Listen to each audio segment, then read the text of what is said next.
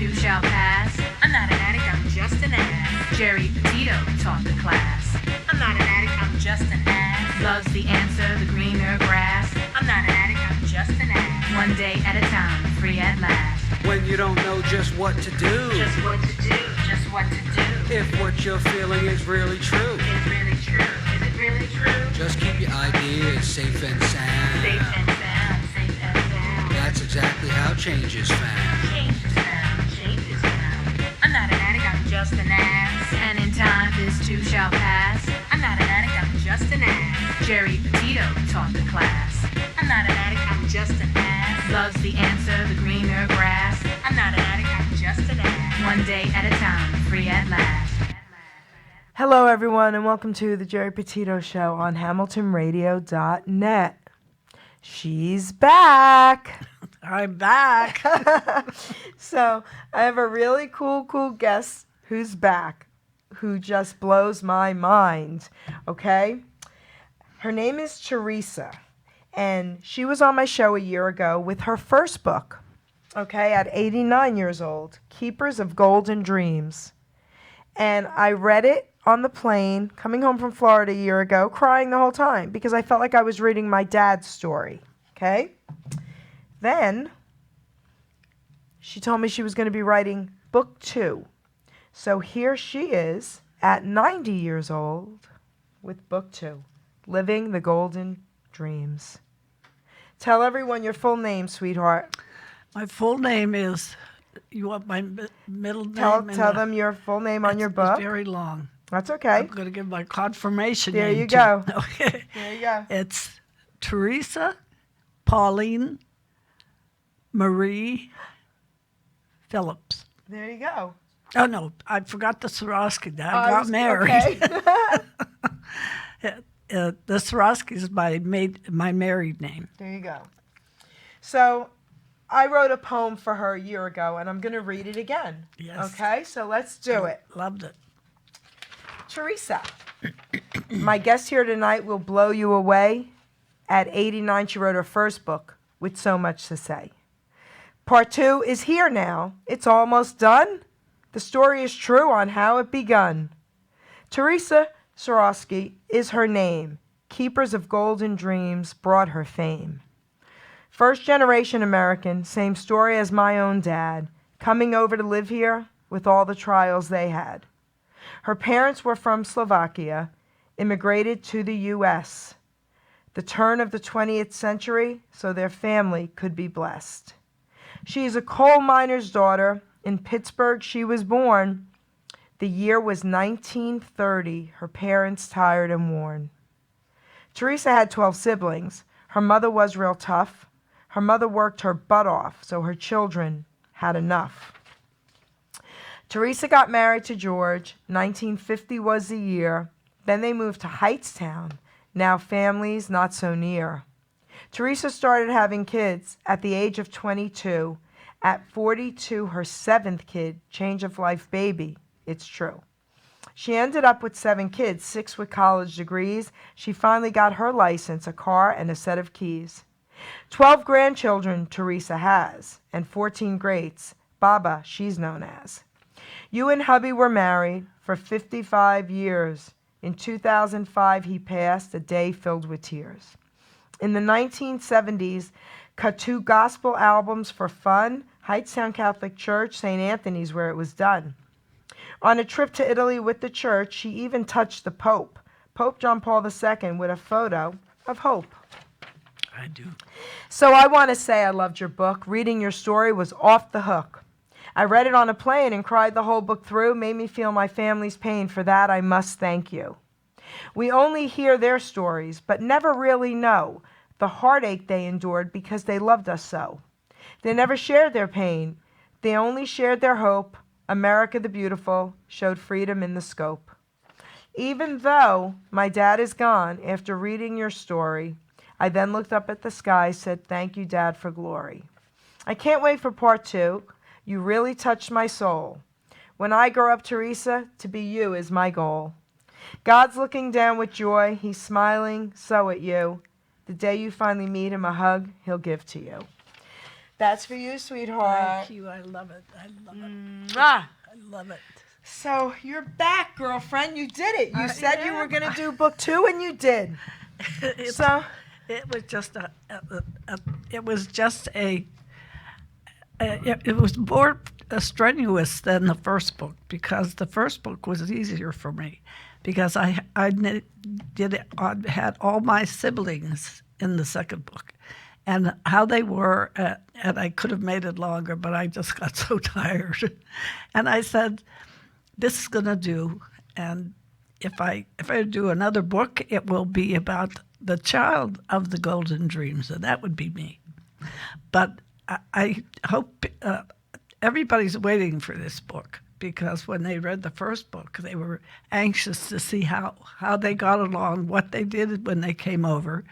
And it's a very, very warm story, because they went through a lot, they put up with a lot, and they still survived. So let's tell our listeners out there who didn't see the show a year ago with you on it. Okay. Tell them a little bit about what the first book is and about your family. Okay. The first book is about them living in Slovakia, and there were more children that my grandmother had. Wendell. 4 children before my mother was born, because my grandfather went to Pennsylvania to get a job. Well, he went to America, and he went to Pennsylvania, and he got a job in, I don't know if it was a coal mines or the steel mills, because in Johnstown, they had steel mills that they'd really worked at. And there were very many, many of the men that went there, because that was where the money was, and they would send home money to the family to help them supplement what they needed. Okay. So that's what my grandfather did, and they had let's see, blah, blah, blah. They had 4 children before he went. And this is about when he came back from America, and they had my mother when he came back, and at that time it was kind of they were very embarrassed about it, because he had been gone a long time, and as soon as he came back, she was expecting. Of course, but that was normal back then. Yes, it was. And it was normal for them to stay away for years, because they had to do the work and send the money home and everything. So when he came back, they had, he was trying to get set in what he had to do when he came back. And he went to get a horse, because they needed a horse. And he had an accident, and he was hurt. He was hurt badly. And so he wasn't strong enough yet, and he went to the neighbor's wedding. And after that, he got pneumonia, and he couldn't recover from that. And when my mother was born, he died after that. So my mother really never knew her father. And then my grandmother had to abstain without her husband around again. And he was gone this time because he died. And the family was very close, and my mother was very small and tiny. And when the Baron who ruled the Slovakia, because they had given Slovakia to different, not only Slovakia, but the other countries, when they had a war, they would delegate the countries and give them possession of them. Wow. So they did this after the First World War, but in the meantime, they only went to school to the 5th grade, and my mother was very, they really loved her because she was like an extra one there, that they had. So she would, when she got old enough, she said that they used to, if they were playing or anything, and the Baron happened to go, by them, he had to stop and let them kiss his hand. I couldn't even imagine that. Even if their hands were dirty, they would wipe them in their clothes and let him kiss it. Of course, I don't know why he would want to do that even. But that was showing respect for the Baron. So when she got old enough, and she didn't have to be that old, he would ask who wanted to come and work for them. And if they wanted to work for them, he would pay them. And so many of the parents wanted them to accept the invitation to work for him. But once when they were playing outside, and the Baron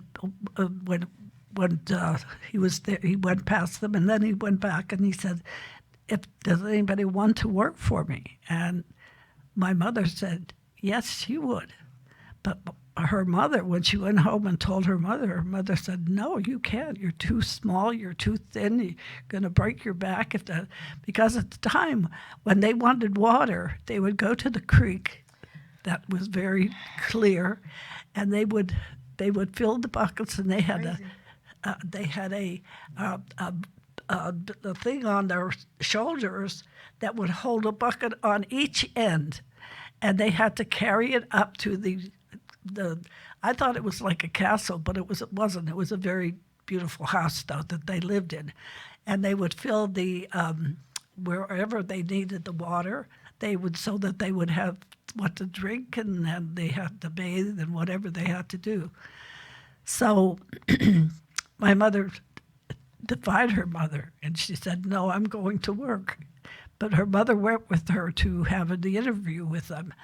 And they accepted her to work, and what she was doing first was working out in the garden, and I think I inherited her singing, because she was always singing while she worked, and I can remember doing that all my life. So they gradually, they didn't need her anymore helping with the flowers or the garden or whatever it was. So they put her in the building, in the house, and she did everything. She did helped with the ironing, with the whatever to do with the clothes, whatever they needed done, she would offer to do. And they really liked her a lot. They accepted her, and they would go away. They would go to Hungary during the winter, because there they had dances and they had all kind of entertainment for them. And so they would go for, I don't know how long, maybe months to 2 months or whatever, and then come back. Talk a little closer, sweetie. Okay.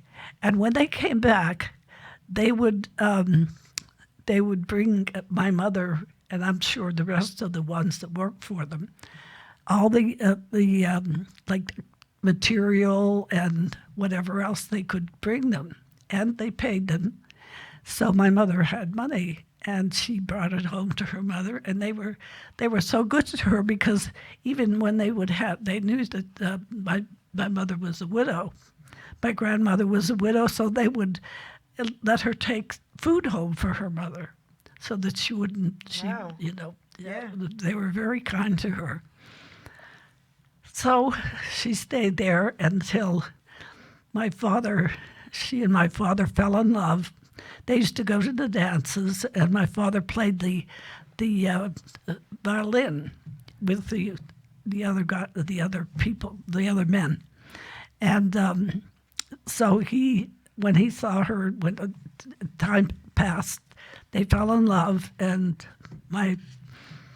they wanted to get married, but she was young. I think she was 15 or 16 when she was they wanted to get married, and my mother didn't want her to get married that soon. She said it's very hard, you don't you think it's okay, but she said it's a lot of work and there's a lot to do with it. So, but my mother, of course, didn't listen. So, and so they eventually got married, and then there were rumors of a war coming, possibly with Syria, because they were trying to. I don't know what the. I thought it was Germany that started the war, but I researched it, and it was not. It was Austria-Hungary. Okay. And so they were the ones that were doing it.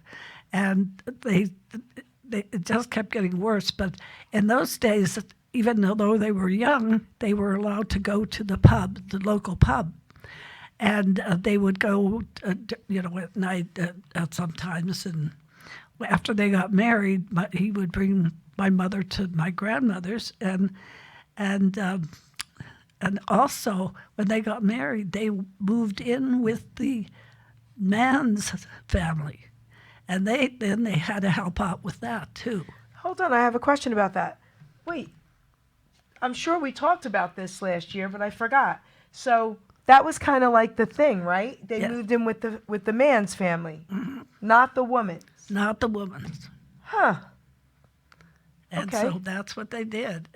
And she, and there I have it, she didn't know what she was going to have to do. So he said, just, you'll find out what you have to do. So she had a lot to do. And my father had a sister. And of course, the mother favored the sister better than she did her Yeah, I would want to live with my own family. Yeah, I would have too, but it was the custom. Huh. And when they got married, their hair, they all had long hair, and they would put it up in a bun, and they knew they were married because they had their hairs in a bun, the pins. Really? Yeah, and they wore babushka, and a lot of people will not recognize that name. And they wore babushka, they had a bonnet, and they didn't wear long hair at all.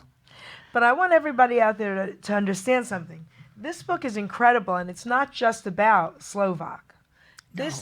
I am telling you, when I read it, my family was from Italy, my dad's family, and this was his family coming over here, and she talks about all that on the boat and everything, which is incredible information. So I love this book. And everybody seemed to also like it because it reminded them of their ancestors coming over because they needed to have more freedom. They needed to have more possessions. They didn't have that. And they didn't have the schooling that people had over here. They would, and the religion was fine because they were allowed to have their religion, whatever they had. And they were mostly all Catholic in Slovakia, but they had other religions too. Ruben, Doc G, anyone else? Hello? Yeah, can you turn her mic up a hair? Just a hair. Sure. All right, just a hair. I'll give you a piece of hair. Okay. Thank you. My voice isn't what it used to be. I know, it's better now. He turned you up a little bit. Okay, so then they came over, and on the boat, my father came over. They were in the pub one night, and their teacher said, whoever was there, that there was the rumor of war, and he said, but if you want to go to America, I can get you there. And it was like the going at night and sleeping during the day and that. So he said it would cost a lot. So when he came back home to his when she was visiting her mother, at night, he came there and he told them about it. And he said, I won't be able to go because I don't have any money. And my mother said, I have money. And she had the money for him. And he left with a group that went, it was like the Underground Railroad type thing. Wow. And so he went with the men that said they could afford it. Then they left.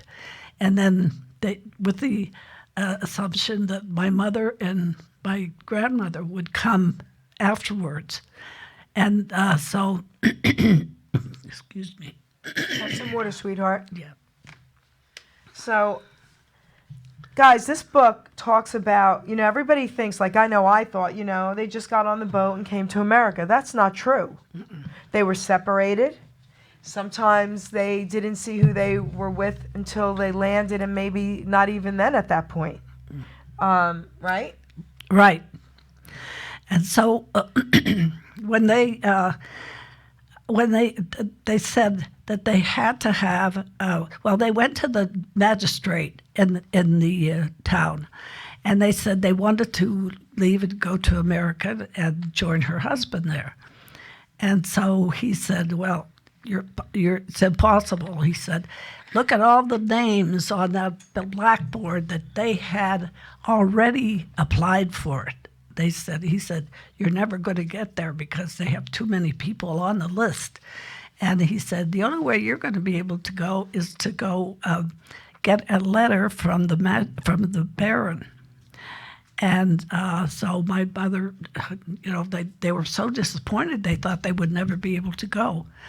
But when they started talking with her sister, they were talking about them not being able to go to America. And my mother just thought of that he had told her, if you need anything, call me, come and see me. Maybe we can do something for you. So she went to see him, and when she told him about not being able to go unless she had a letter from him, he said, I will give you the letter. And he did. And that was the only way. Oh, and they went back to the magistrate to get put on the list. And the magistrate was so mad, and I can still see my mother. She said, he took his hat off his head and slammed it on the table because he was so mad. And my mother said, you're not the boss of everybody. She said, you can't tell me that I can't get there. I have the letter, and we're going to go. Wow. So they did. But what I was wondering about was they left I know my father left from Germany, and I kept thinking that the Germans started the war, the First World War. And so I looked it up, and it wasn't. It was the Austria-Hungary that was, doing all the different things. And so they booked the ship that they were going to be on, but they had to go to Bremen. I think it's Bremen, Germany, and that's what confused me because I thought that they were the ones that they wouldn't let them go if they were the ones that were doing all the damage with the people. And so they went there, and they had to stay overnight until the ship came in. And then when the ship came in, they didn't realize that they had put them alphabetically. And my mother's name was, it wasn't the same as hers because she had remarried. Okay. So she had her husband's name. It was like something like Poulat or something like that. And and hers was Philip. And in Slovakia, it was F-I-L-I-P. So hers was an F, and her mother's was a P. So they separated them, and they had to stand in line and wait to go to go on the ship. Well, my mother tried to go out with her mother, and when they were putting her, because she was first, so when they were putting the people on the boat, they took her luggage, and she didn't have that much, and they took hers and they put it in the place where in the cart that they took to the ship, and she ran over there and picked up that luggage and ran with it back in line because she wanted to be with her mother. She wanted to be with her mother. And she did that several times. And finally, they were so tired of her doing that they picked her up and put her in line and stood her in line, wouldn't let her move. So when they got on the ship, they were separated, and they were in different cabins. Okay. So she was, and when they started going, she was pregnant, and she started throwing up. She couldn't eat, she couldn't do anything. She was throwing up, and so she didn't know what to do. And she had heard that they might send them back if they were sick, and so she didn't want to tell anybody. But there were young people, because she was very young yet, and there were young people on the ship, and they wanted to know if she wanted to come and play games with them and do things, and she said no. And she just said she would sit outside her cabin, or whatever you call it, her thing, and she would pray. She would say the rosary. She would pray all the time. And one time they came back from playing all their games and they said to her, it's strange because where we were playing, she said, there was a woman that was sitting there just like you and saying the rosary just like you. So that was the mother. That was the mother. She said, take me to her. Yes. They did, and she stayed with her until they got off the ship and went into got off, the trip was done. And they went to where her brother was. My grandmother's son. And they stayed with him until she had the baby, and then they went to the coal mine where they settled. And living the golden dreams is when they went there. Okay. So everybody that's listening, a lot of people are commenting and loving this. And again, okay, Theresa, she wrote her first book last year on my show. We interviewed her for this book at 89 years old. Okay, guys? A year later, she said she was going to write part 2, another one, and she did. She's now 90. Amazing, incredible. Never thought I could do it. Okay? Really never did. say never. Never. Okay, guys? Never. Tell them. Yell at them. when one of my brothers was dying, he had died he was in the service. He stayed in the service, and they did everything they could. He had colon cancer, and he eventually died. And he lived in St. Louis, and we went there for the funeral. But I sat on the plane with my mother, and she was very quiet. And she said to me, "Don't ever say you're not going to do something," because she said, I said I would never get on a plane, and here I am. So just remember that. That's right. So now, okay. So Keepers of Golden Dreams. This book was incredibly inspirational because it gave me insight of what happened back then to all immigrants, how they had to come here to America and on that boat. And she didn't go into detail much, but the trials that they went through getting here. Unbelievable. I'm telling you, I cried the whole time I read this book. Now she wrote part 2. I didn't get a chance to read this yet. So, Living the Golden Dreams. Tell everybody and myself now about this. Well, it starts when they came to Pennsylvania and to a coal mining town named Nanticlow. And Nanticlow in Wales was streams of coal, and they had coal mines all over there. So they settled there. I had each child as they were born, and altogether they had 13 children, and she had a late, I guess, change of life probably baby. Okay. And that was the last child. It was a girl, and it was named after my father's mother. And she had it so good because everybody loved her, and she didn't have to do anything. There were 13. The older ones had to do the cleaning, and so they all went to Catholic school. But the story about how they lived in, I have houses on the page cover, on the book cover, and the mines built the houses for them so that they could walk to work because they had no way of getting there. And when they had the two of them, my mother said, they talked it over, and she said it was so dirty. The houses were so dirty. They had cockroaches, they had bugs, they had everything, bed bugs.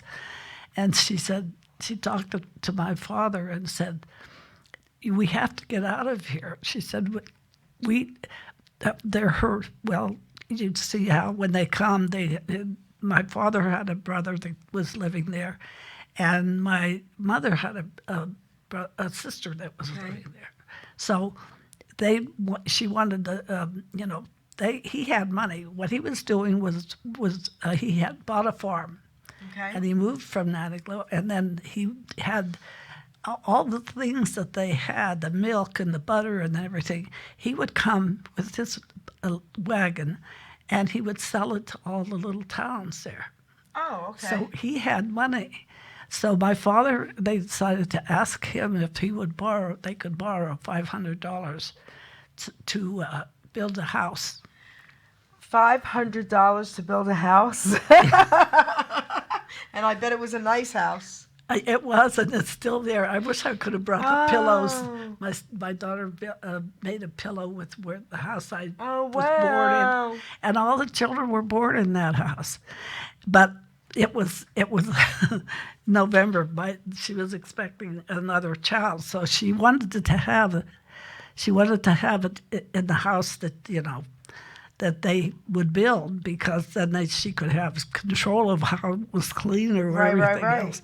So in November, they had the frame up, they had the inside done, but they didn't have the outside done. So what she told them is to put, because we had really bad snowy winters. Okay. All winter. It started in October and it lasted till Easter.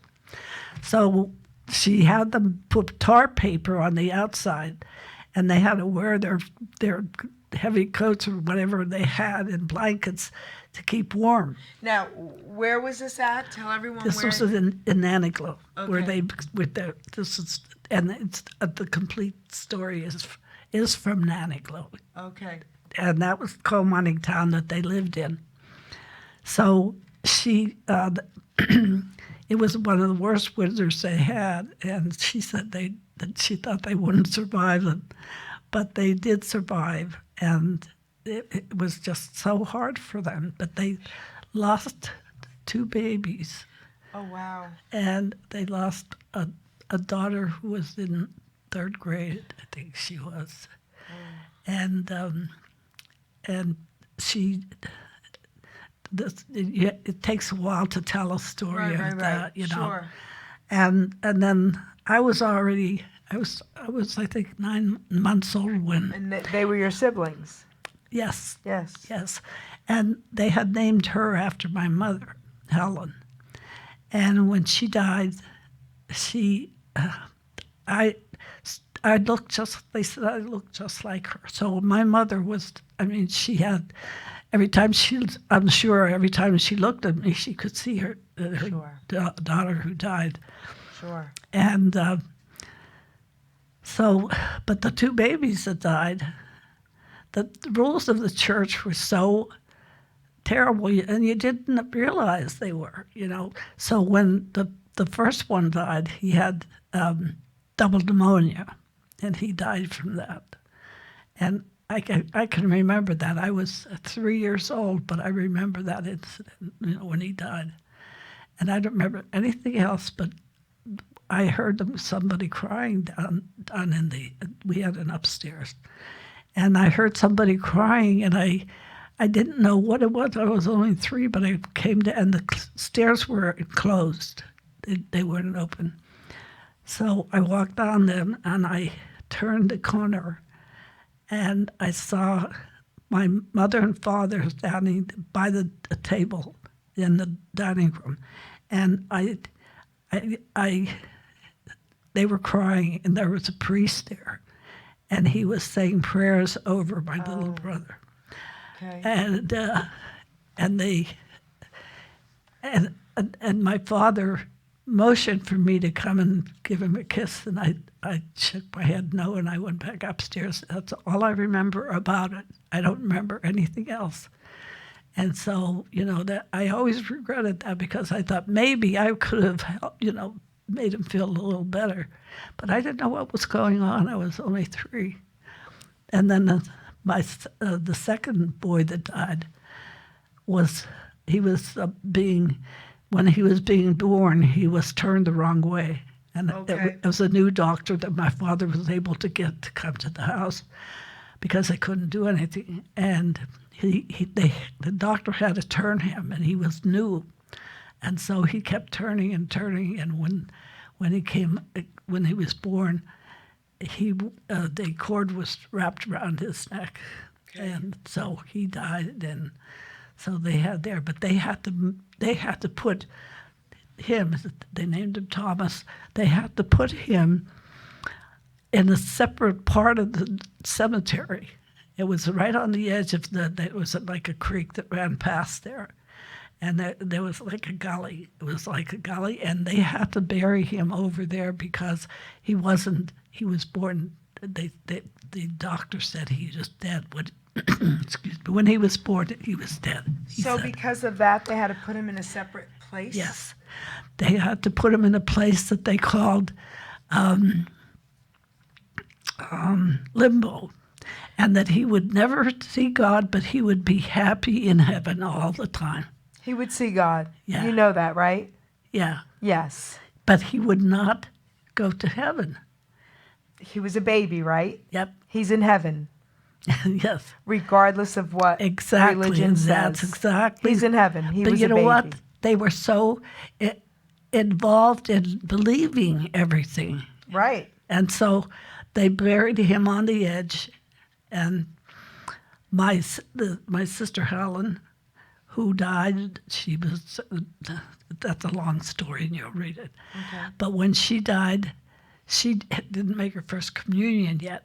So they had a little section on the side of the craziness of the cemetery, and they said that the little angels were buried there. Okay, well, that's beautiful at least. Yeah. So my mother had everything ready for her to make her communion. So that was what she was buried in. So you've done a lot of research. Who did you get to talk to? My mother. My mother talked all the time, and she always told us stories of everything. You took notes, remembered everything? I did. That's crazy. I was fascinated with them. I just couldn't resist just listening to her. In fact, once when I came home after I was married, and she was talking about everything. As usual, she was talking about everything, and then I asked her what she wore on her wedding day, and she told me. She went into detail, and this surprised me. She said in Slovak, she said, I had these pair of boots, and they were very fashionable. That's great. I was so surprised because I didn't think they even thought about that, but she knew some of the words.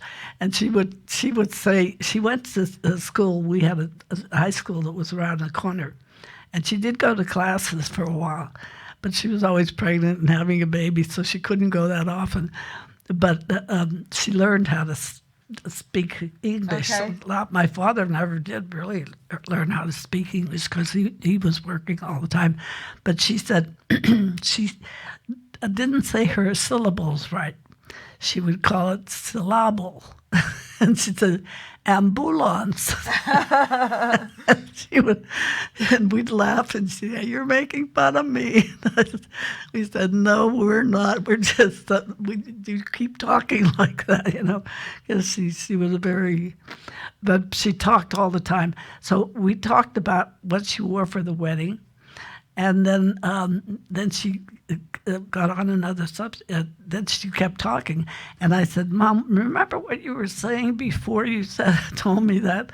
She said, "Oh yes." She go right back to the subject that we were. She amazed me because she was, I think, 86 when she died.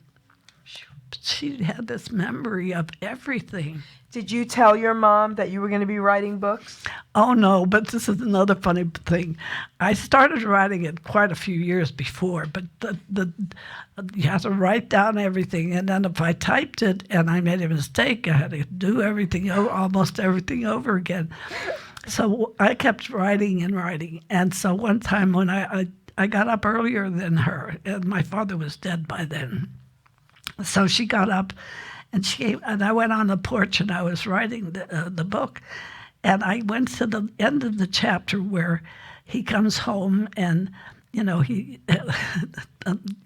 I could just imagine how hard it was for them to realize that they were going to be together again, So I would pray because I could imagine what it was like, but I had to know what to put down. So I said they went into, he had a jigger of whiskey, and then they went into the bedroom and he took her pins out of her hair and then blew out the candle, and then they were together, finally together. I wrote it. I thought I did a good job. So, anyway. And then they had sex. And then I wouldn't put that in there. So my mother, she said, she looked and she said, "What are you doing?" And I said, "I'm writing a book." And she said, "What are you writing about?" And I said, "About you and Dad and coming here and everything." She said, "Can I read it?" And I was on the next chapter already. And she said, "Can I read it?" And I said, "Yeah, you can read it." So I was kind of hesitant. But she sat there and read it. And she went that page. I watched her. She read that page, the end of the chapter, turned to the next page. She didn't rip it up? She didn't even comment. Okay, really? I was so She was surprised. probably thinking about it. I said, "Oh my goodness!" I was so happy though because I didn't want to, say anything else about it. So it's just, it was really a very tiresome thing though because I had to get in my mind what I wanted to say and how I wanted to say it. And then after she died, I couldn't talk to her anymore. And I end the book with her dying. Okay, so you end the book with her dying. Wow. Yes. So you just ruined the ending for me. Well, you'll like the ending, I will though. love the book. I will love part 2. I think you will too, and I everybody's waiting for it, so I finally got it. So it's just bringing back so many memories. But she was the instigator for all the things that I wrote, everything. And she just continued on. And one of my nephews said, I was talking to him, and he said, "Oh, yeah, Grandma told me all that stuff, too." I said, she just never stopped talking. Your mother was a spitfire. She was. And I always thought that my dad was the one that was the disciplinarian, They didn't discipline us. We knew what we could That's do, right. and we knew what we couldn't do. And we didn't question it. Right. We didn't, and as you'll see in the book, different things. So we have some new viewers and listeners. So I just want to let everybody else out there know that just came in. This is Theresa. A year ago, I had her on my show with her first book called Keepers of Golden Dreams. She was 89, and I'm going to keep saying that. There's a reason why. She told me she was going to be doing part 2. She's 90 years old, and here she is a year later with Living the Golden Dreams. And the reason why that's important for you guys to understand is never say never, it's never too late, and never stop following your dreams. You can do anything you want anytime. Right, Theresa? Right. I mean, think about this. And I think if I hadn't come out to New Jersey when I got married, and there was a reason why we came out too, if I hadn't come out, I don't think I would have done it because I wouldn't have known where to go, how to. And here it's close to New York, close to Philly, and there's so much more opportunity, and there's more opportunity for my children too. This book, I said this earlier as well. This book isn't just about being from Slovak. You know what I mean? Right. I mean, this is for any families that were immigrants here. And again, I felt like I was reading my dad's family. Right. So, my dad's life. So, guys, get these books. You will not be disappointed because, again, this is it. You're not going to be able to know what went on. You're really not. And I might add that that's the reason I wrote the books. I didn't care if it was going to be, everybody would like it or not. I wrote what I wanted my nephews and nieces to know about their grandparents and how much they Incredible. did. Yep. Incredible. Because they had to put up with a lot. And you'll see, if you get the book and read it, you'll know that they did what they had to do, and they did it without complaining. I never remembered that we were poor, and we were. Yes, my dad's family as well. They never Yeah, complained. they never. They loved the country. They were they did everything. They worked hard. And the children, they brought them up with that respect and love That's right. and caring about each other. That's right. I was going to bring my pillow that one of my daughters made for me that had my whole family. And it took up the A whole. little closer, baby. The family, my own family, it's the whole family, and there must be about 60. And she made a pillow, and they took a picture on my 90th birthday, and all of them were there, every one of my family, and they took a picture of it. I'll bring it next time. It's beautiful. So you're going to bring it next time. So does that mean book 3? I don't know. So, Theresa, we're coming to the close of the show. Okay. So tell me what you would like to say to everybody out there. I would like to say to everybody that if you have a story about your ancestors in any way at all, write it down. You don't have to make a book of it. You can just put the story of them and let everybody know what everybody went through. They went through so much, and it's so sad when you read. I had to correct a lot of the book. They would send me the book, and then I'd correct it. And every time I corrected it, I cried. I don't care how many times I did it, because the story is so real, and that you don't realize, and the children don't realize, because they have it so good now. And Right about they don't realize what they went through, and they're the reason that the children are here and have what they have, because if they hadn't come here, they would have. I'm sure it's better in Europe now, but it wasn't in those days, and they don't have as much as us. They don't have the liberty that we have. They don't have the religious part of it that if you want that, you've got it. You have everything. You're right about that, because I remember growing up in my dad's family. Number one, they never did complain. They just worked really hard, and they did everything in their power to make sure that their families, their kids, had what they didn't have. And if it wasn't for them, I don't know where my generation would be. Right. But today, these young kids, they don't have a clue, but they get upset about everything.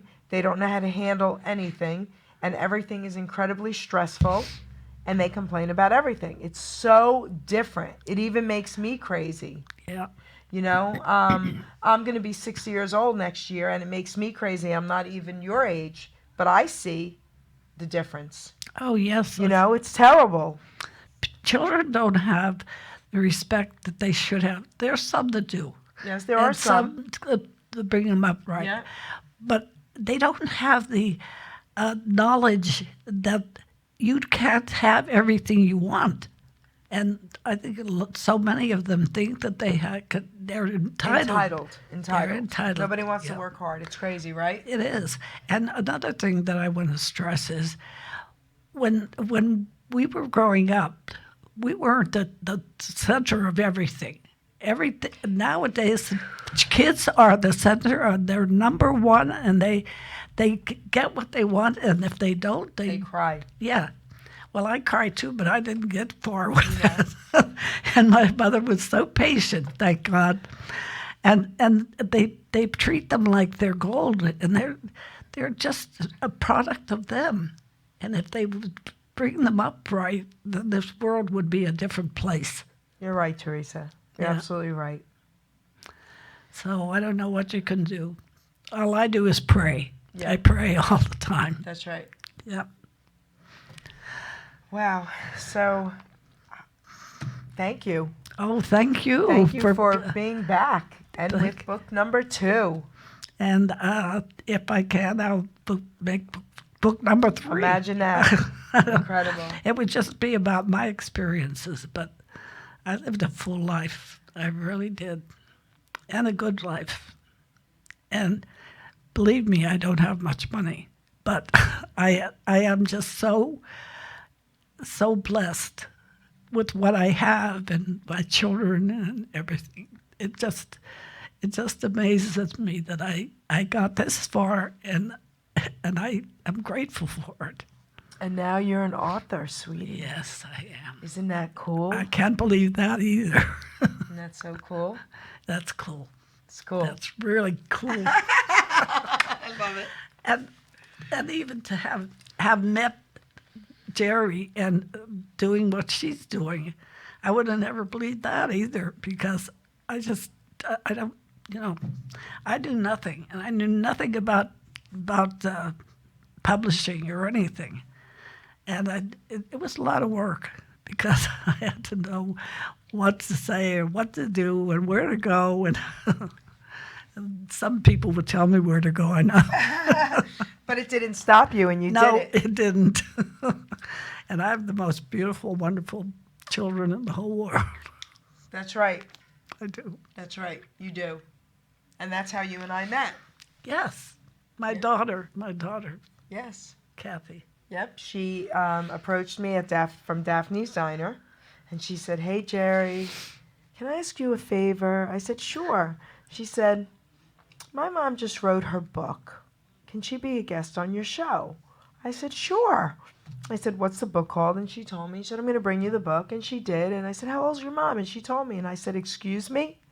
I was blown away. I was blown away when I was received so beautifully. I loved, and it was one of my favorite shows. Ah, Yes, and here you are. I'm so happy. You did book 2. This is beautiful. thank you so much. So I can't wait to hear from you when you read it. I can't wait to read this. So everybody, all right, so check out her books, please, okay? Keepers of Golden Dreams, Living the Golden Dreams is number 2. Where can they find your book? Probably at Amazon. Oh, Amazon, and I would imagine, I haven't gotten back to my publisher exactly where they were putting it. Amazon and Barnes and Noble, and I don't know. There's another one. And also if they put the title in, it should come up. Oh yeah. Yes, if Yes. you put the title in. Do you want to? Is there something on here that you need to say? No, this is the rap that I wanted to see, but not for them. Oh, but not for them. Okay. So everybody, I want to thank all my listeners out there, my viewers. And again, I want to thank you, Theresa. I love you. Oh, I love you. What an honor too. having you back with your Oh. second book. Can't imagine how much I love you. Beautiful. Oh, thank you. Everybody out there, I'm GERI Petito. I'm author of I'm Not an Addict, I'm Just an Ass. This book is an incredible book to help all addicts, not just drugs, alcohol, food, sex, gambling, whatever it is. This book is out there to help all of you. So you can get in touch with me. You can get in touch with me on Facebook. Listen, we're here to help, okay? So not just my book. I'm telling you, these books helped me. They really did. They made me see what my family went through, which is something I think we all need to know. I think so. You know, I think so too. We all need to know what our families went through, right? For our lives to matter even more. Yeah. That what they did was for us. And appreciate And what you have. appreciate. We have so much. Right. Money is nothing. Yeah. You know, family and wow. So, all right, everybody, I want to thank you. And I want to thank you also for listening to me. Yes. And you can check me out tonight. I will be on Beverly Nation. Message me if you want to know. I have the ad out there because tonight, my show on Beverly Nation, the topic is why Jesus is real. Okay? Good night, everybody. Hope you tune in. Good night. Okay, Doc J.